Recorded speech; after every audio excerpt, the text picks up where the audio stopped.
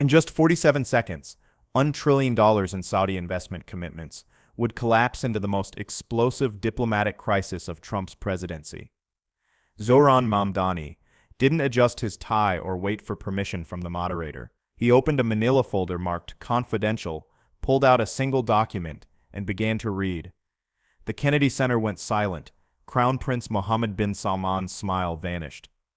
What did the mayor-elect of New York just expose that made the most powerful oil monarchy on Earth stop smiling? November 19, 2025, 2:47 p.m. Eastern Time. The U.S.-Saudi Investment Forum was supposed to be a victory lap. Trump had just secured what he called the greatest business deal in American history. $1 trillion in Saudi commitments flowing into American infrastructure, technology, and defense. The Kennedy Center's grand foyer buzzed with the quiet confidence of power brokers who believed they'd just reshaped the global economy. But 2,400 miles away in Queens, Zohran Mamdani's transition team had been working through the night, not on inaugural speeches or cabinet picks, but on a 47-page document that had arrived anonymously at his campaign office 3 days earlier. The return address read simply, "A concerned Saudi citizen." The package had been delivered by a nervous-looking courier who refused to wait for a signature. Inside, beneath layers of diplomatic pouch wrapping, lay financial records so detailed they included bank routing numbers, wire transfer confirmations, and internal memos with timestamps down to the minute. Mamdani's chief of staff, Sarah Chen, had spent 72 hours verifying the documents through 3 independent forensic accountants. Every signature checked out, every transaction traced back to real accounts, every communication metadata confirmed authentic. The package contained financial records, private communications, and engineering reports that painted a very different picture of Saudi Arabia's historic investment in America. And now, as the newly elected mayor of America's largest city sat in the Kennedy Center's third row, he was about to turn Trump's diplomatic triumph into a political nightmare. At exactly 2:47 p.m., as Trump finished praising the extraordinary partnership between two great nations, the moderator opened the floor for questions from distinguished guests. The protocol was clear. Pre-screened questions, softball inquiries about job creation and mutual prosperity. Zohran Mamdani raised his hand. Trump's eyes narrowed. This wasn't supposed to happen. The communist mayor, as Trump had dubbed him, wasn't even supposed to be here, but Mamdani's transition team had somehow secured credentials through the New York State delegation, exploiting a rarely used protocol that allowed incoming mayors of major cities to attend federal partnership announcements. The Secret Service had done their standard security sweep, but they'd been looking for weapons, not devastating financial evidence. Behind the scenes, Trump's chief of staff was frantically texting his deputy, "How the hell did he get in here?" The response came back immediately. "Legal credentials, state delegation vouched. Can't remove without cause."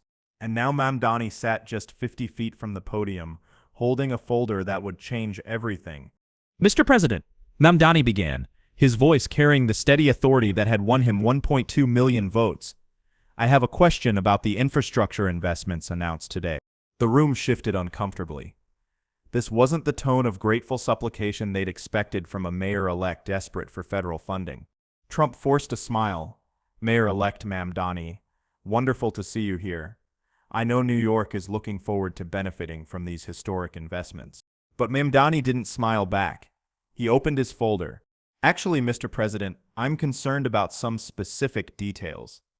His voice cut through the polite applause like a scalpel through silk. "According to documents I've reviewed, $47 billion of these infrastructure commitments are earmarked for projects that will directly displace 23,000 low-income families across 5 American cities."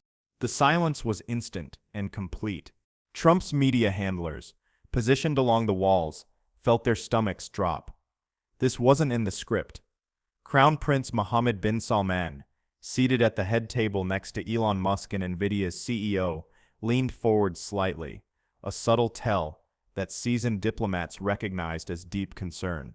"I'm not sure what documents you're referring to," Trump said, his voice taking on an edge, "but I can assure you that every investment announced today will create jobs and opportunity for American families." Mamdani flipped to page 2 of his folder. "Then perhaps you can explain these communications from Al Marai Development Corporation, a Saudi subsidiary, to their American partners?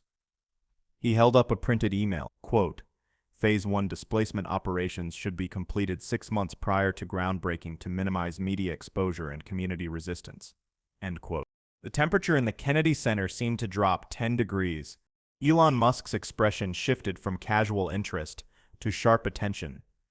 In the press gallery, reporters who had been half listening to another routine investment announcements suddenly sat up straight, fingers flying across their phones. Trump's jaw tightened. Mayor-elect Mamdani, I think there may be some confusion about— There's no confusion, Mr. President. Mamdani's interruption was surgical in its precision. I have 107 pages of internal communications, financial transfers, and engineering assessments that detail how this historic partnership will systematically destroy affordable housing in American cities to make way for luxury developments that average citizens will never be able to afford. And then he played his ace.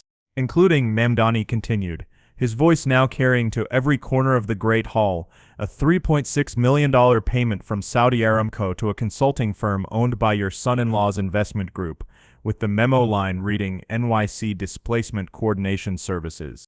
The explosion was immediate. Camera flashes erupted like strobe lights. The Crown Prince's translator was frantically whispering in Arabic, but Mohammed bin Salman needed no translation. The numbers Mamdani had just cited matched internal Saudi Aramco budget allocations that were supposed to be classified at the highest levels. His security detail was already calculating exit routes, while his economic advisors were performing rapid damage control calculations on their phones. In the press gallery, Wall Street Journal reporter Marcus Webb was live tweeting the confrontation. His first tweet would be retweeted 50,000 times in the next hour. Breaking: NYC Mayor-elect exposes Saudi displacement scheme at investment forum. Trump speechless. This is not a drill. Trump's chief of staff was making urgent hand gestures from the side of the stage, but Trump was frozen at the podium, his usual verbal agility completely abandoned. For the first time in decades of public appearances, the master of improvisation had been caught completely off guard. That's Trump started, but his voice cracked. He cleared his throat and tried again. Those are completely baseless allegations, based on documents provided by Saudi whistleblowers who are horrified by what their government is planning. Mamdani stood now, his folder open like an indictment. Documents that show how American politicians have been paid to facilitate what amounts to economic colonization of our own cities. The moderator, a former ambassador who had managed crises across 3 administrations, was gesturing frantically for security, but Mamdani wasn't finished. Mr. President, you called me a communist for wanting to build affordable housing. But what would you call taking money from a foreign monarchy to destroy it? The Kennedy Center erupted. Reporters were shouting questions. Crown Prince Mohammed bin Salman was huddled with his advisors in rapid, urgent Arabic. Elon Musk was staring at his phone, likely watching his Tesla stock price react in real time to the unfolding diplomatic catastrophe.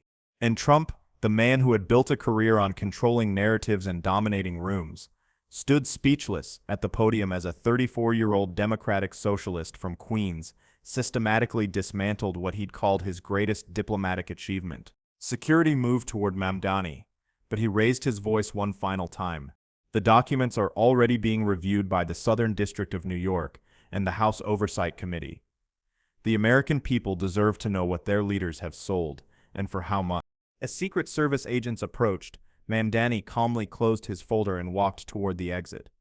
But his final words echoed through the hall's perfect acoustics. Mr. President, I look forward to our meeting on Friday. We have a lot to discuss. The aftermath was swift and brutal. Within 20 minutes, Saudi-gate was trending worldwide. The video of Trump's stunned silence had been clipped, edited, and shared across every platform. CNN cut to breaking news coverage, with Anderson Cooper calling it the most dramatic diplomatic confrontation in a generation. Fox News went to commercial and stayed there for an unprecedented 18 minutes, while producers frantically called Republican sources for damage control talking points. Bloomberg terminal screens across Wall Street flickered with red as energy sector stocks plummeted. Saudi Aramco's ADRs dropped 12% in pre-market trading. Defense contractors tied to the Saudi deals saw their shares crater as investors realized the entire framework was now in jeopardy. In Riyadh, emergency meetings were convened at 1 a.m. local time.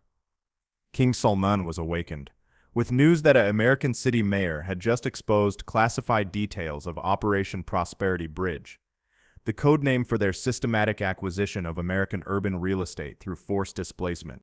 The Saudi Stock Exchange, which had surged on news of the American partnership, began a freefall that would wipe out $40 billion in market value before trading was suspended at the direct order of the kingdom's finance ministry. And in Queens, Zohran Mamdani's transition office was flooded with calls from reporters, federal investigators, and foreign diplomats, trying to understand how a mayor-elect had just triggered the biggest diplomatic crisis in decades. But the most important call came at 4:17 p.m., just 90 minutes after the confrontation. "This is the White House, operator. Please hold for the president."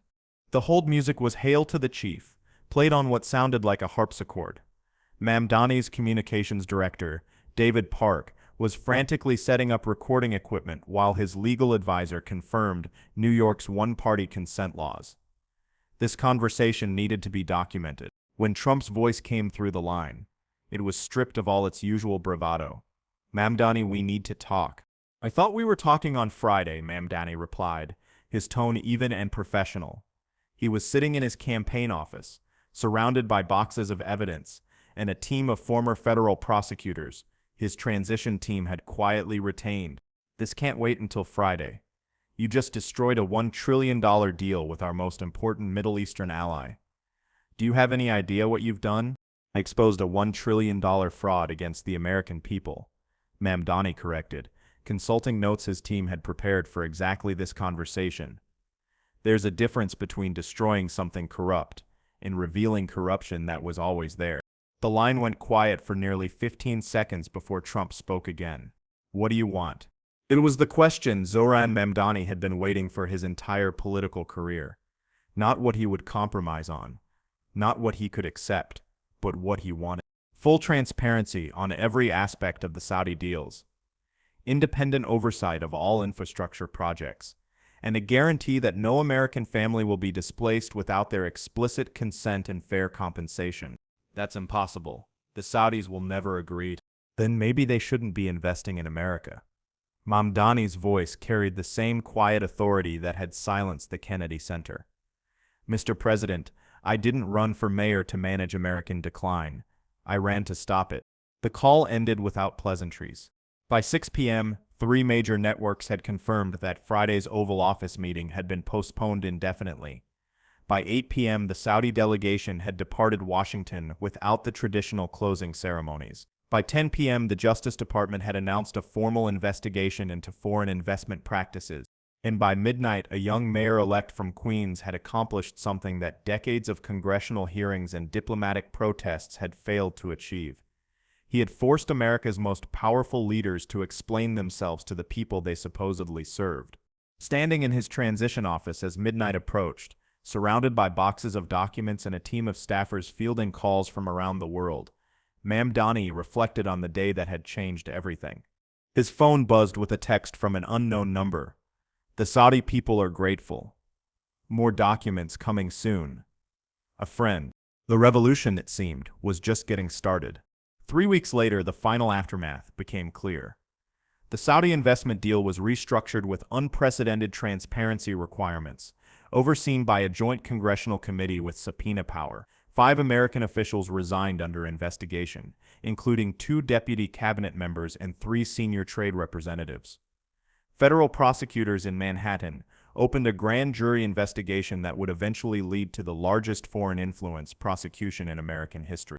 And Zohran Mamdani's inauguration as mayor of New York drew the largest crowd in the city's history, with millions more watching worldwide. Foreign delegations attended from over 40 countries, not to pay respects to American power, but to study how democratic accountability could challenge authoritarian wealth. The international ripple effects were unprecedented. The European Parliament opened its own investigation into Saudi investment practices. The Canadian government announced new transparency requirements for foreign real estate investment. Even the UK, traditionally deferential to Saudi interests, began requiring public disclosure of any foreign investment involving residential displacement.